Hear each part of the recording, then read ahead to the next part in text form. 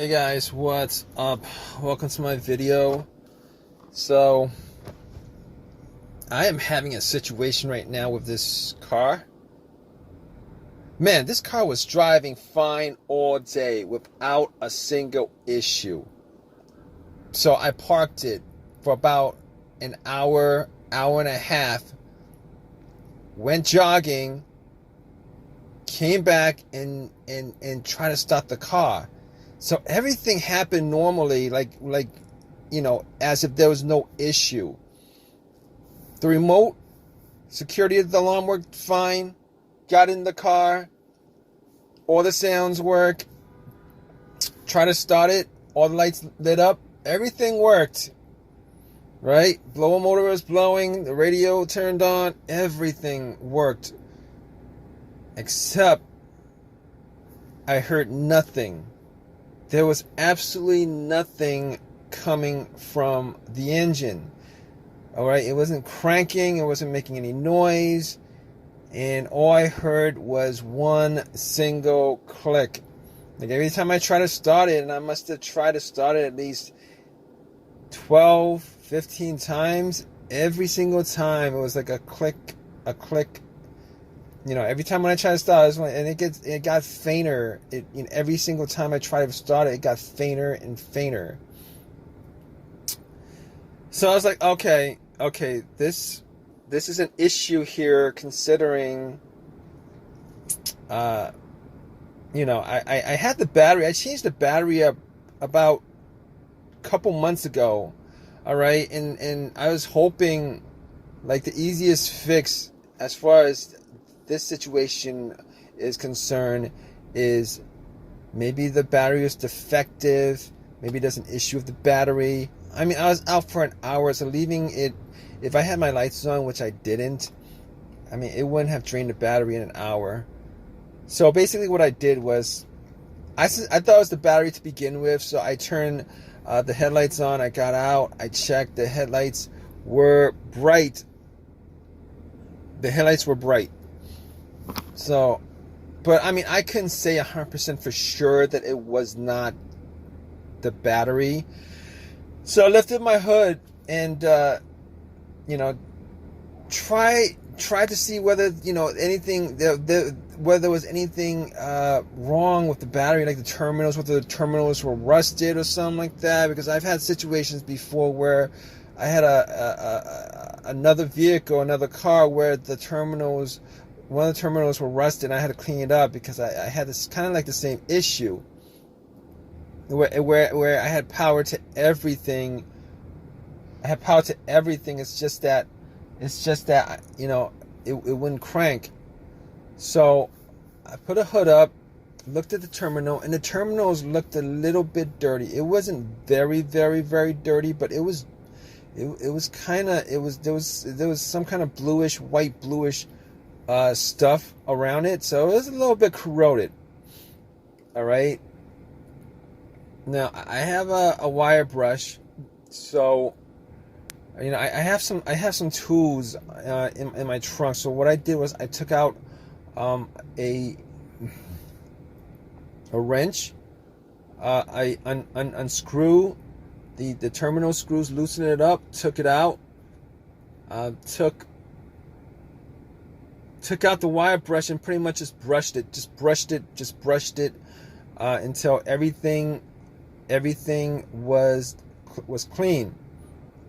All right. So right after that, what I did was I put the terminals back on, hoping that would solve the issue. Got back in my car, tried to start it, and it would not start. It was the same issue.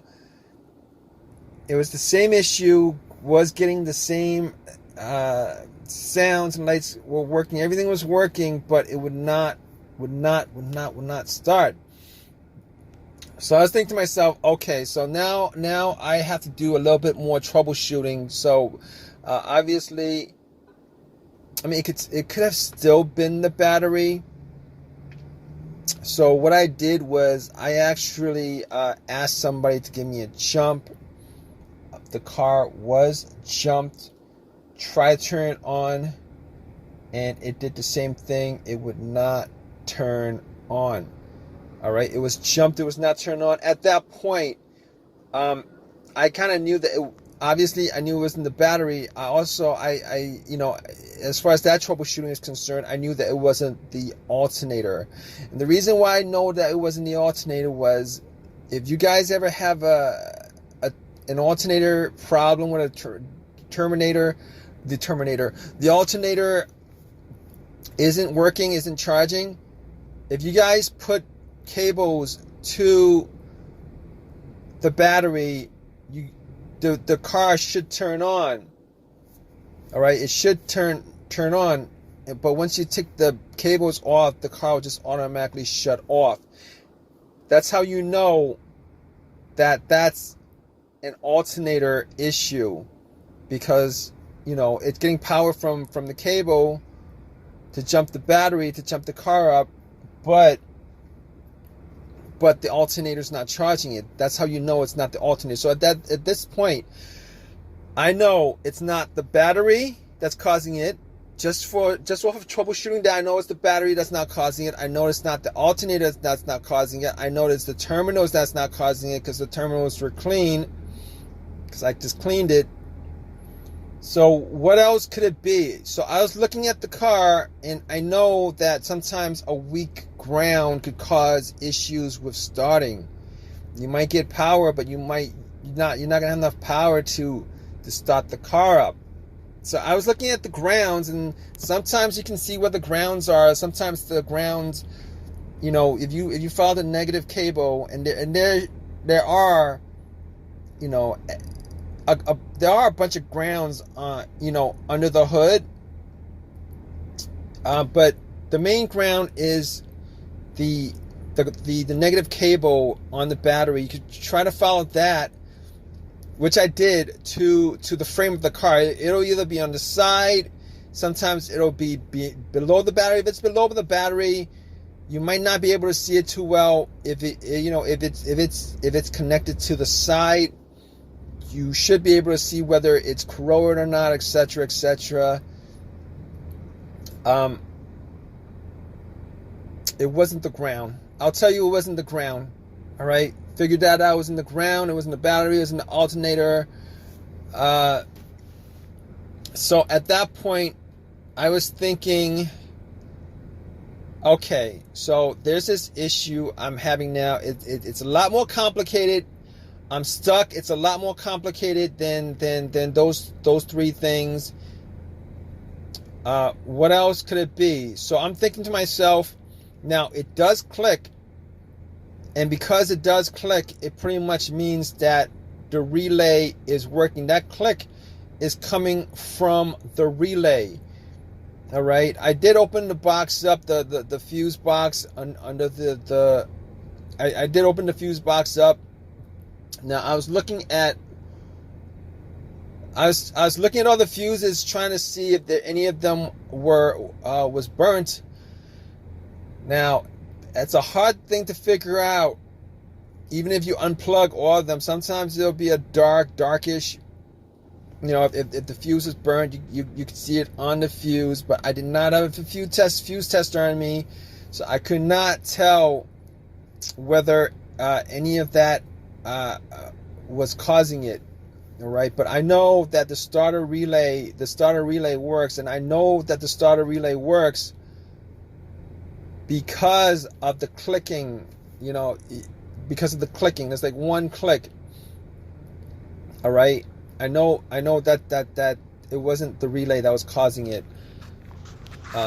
So basically, now I have this couple last things that I could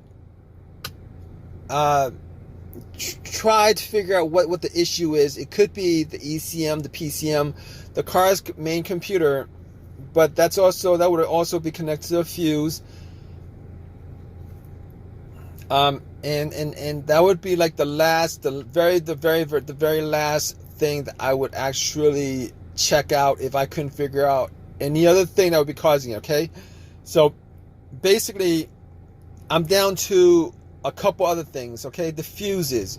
Now I wasn't able to test it out, but I will tell you that the situations that I've had previously where the fuses would cause these kinds of issue, it's like this. All right, I've had one occasion where the main fuse blew, and the main fuse was the main fuse that connected the fuse box to the battery. So there was one line that connects to the fuse box, and then there was a fuse that connected that to the fuse box, and that one blew. All right, in that situation, nothing inside the car worked. There was no power to the vehicle whatsoever. It was completely dead, as if there was no battery connected to the car. And which was the situation, considering that the fuse was connecting the battery to the car, and once that blew, there was nothing, there was no power at all. Now I can safely say that that wasn't the cause of this issue. I can say that pretty much because I am getting power to every single thing in this car. I'm getting power to every single thing in this car. All right. So I know it's not the main fuse. If it was a fuse issue, it wasn't the main fuse that was causing it. Now the other situation I had with fuse was, I believe, the fuse to the car's ECM, PCM, fuel pump or something like that. I forget. But the car, that situation, the car would crank. Every time I would try to start it, it would crank, but it wouldn't turn over. The engine wouldn't turn over. Now, once I swapped out that fuse, obviously it started working. All right. Now, here's the thing. All right. I'm pretty sure in this situation, it's not the fuel pump. At least from what I'm seeing so far, it's not the fuel pump. If it was, it would at least crank up, which it's not doing. It's not cranking up at all to get to the point where it actually turns over. All right. So basically, we're up to this stage where I can eliminate a bunch of things. So the last couple of things that I could try to figure out was, maybe it's a security issue, maybe it's a key fob issue. I haven't had any issues with my key fob, any kind of security problems, alarm problems, none of that. But here's the thing. Okay, I'm hoping, when I was trying to fix this, I was hoping that it wasn't the starter, considering I changed the starter out about, I would say, maybe about a year ago. I changed the starter out. All right. Now, I was having this same issue about a year ago. I was having the same issue about a year ago. All right. Now, I didn't think about the starter to begin with, because that starter that I put in about a year ago should have lasted me a good, I would say it should last me a good over 100 miles, 100,000 miles. I mean, a good over 100,000 miles, 125,000. It should last me quite a while. I should get years and years and years and years from it.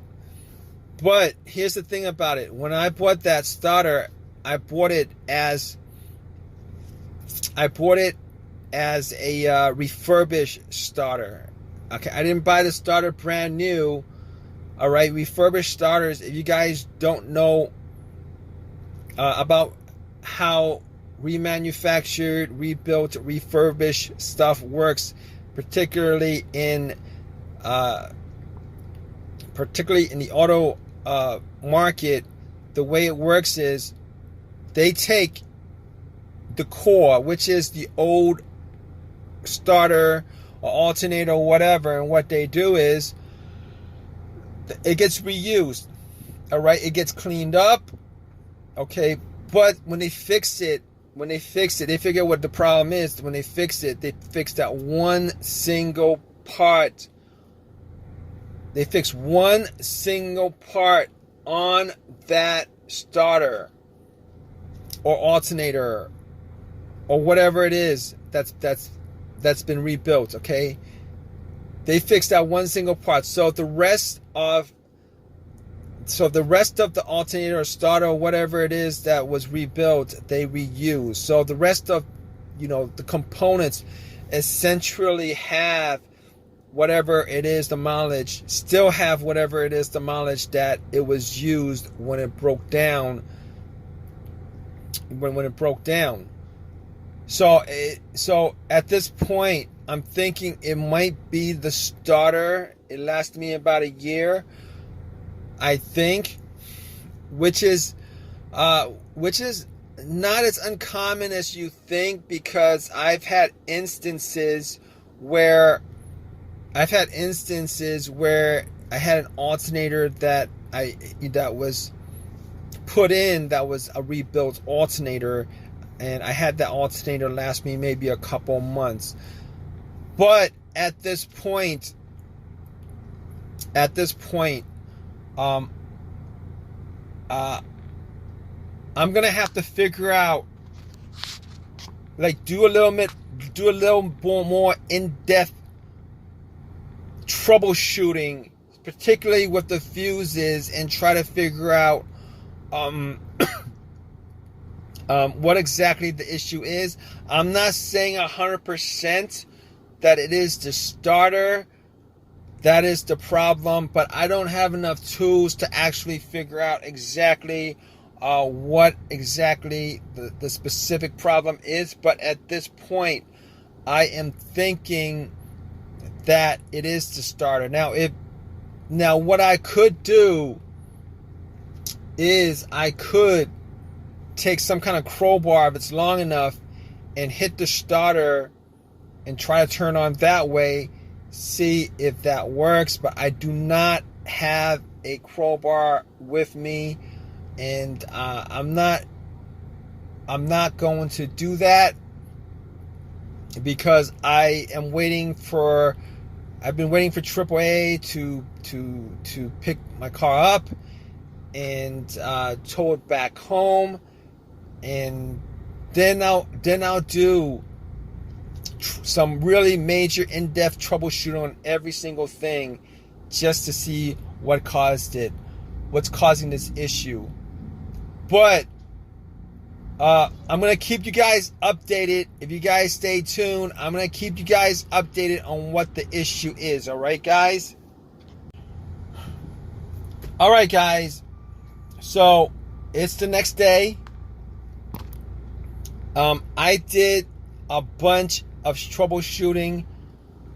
I didn't want to take the starter out first. All right, went through everything again. Try to jump it again. I forgot to mention about the brake switch.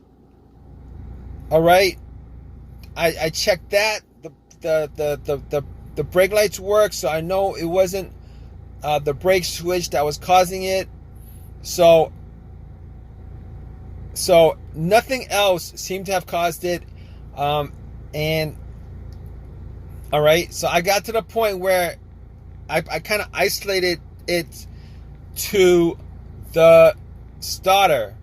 All right, so I was able to take everything out, and I actually put a wire from the battery to the solenoid of the starter and try to bypass everything and try to start that way. But it did not start up, didn't work, I don't even think it actually rotated or anything like that. Didn't hear anything coming from it. At that point, I knew it was the starter that was the issue. So what I did was, I took everything off. I took it out. I took the starter out. Took it to AutoZone, and I could have had them test it out, but there was no point to that because once I put the positive and the negative to the starter, it should actually start up. It didn't start up. So, but at that point, I had a couple of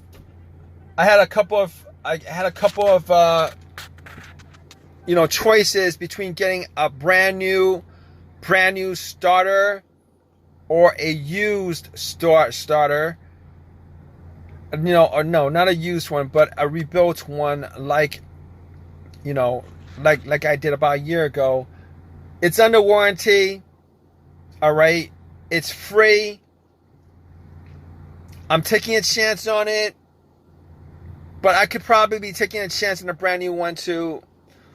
There's less of a chance of the brand new one breaking down, but I would have shelled out like $300 for a brand new starter versus